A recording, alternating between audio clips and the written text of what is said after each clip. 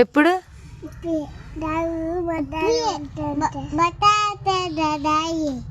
మధ్యాహ్నం వస్తాడా డాడీ? ఇప్పుడు రాడంటనా? డాడీ పోయిండో?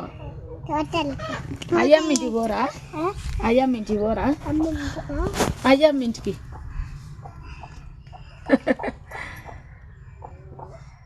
అయ్యమ్మ ఇంటికి పోరా అనే?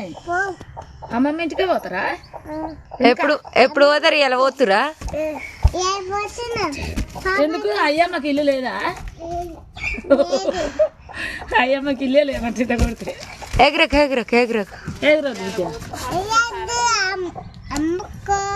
వీళ్ళు స్నానం చేయట్లేరు అని చెప్పి అమ్మమ్మల ఇంటికి పోదామని చెప్పి చేపించింది వాళ్ళ మమ్మీ.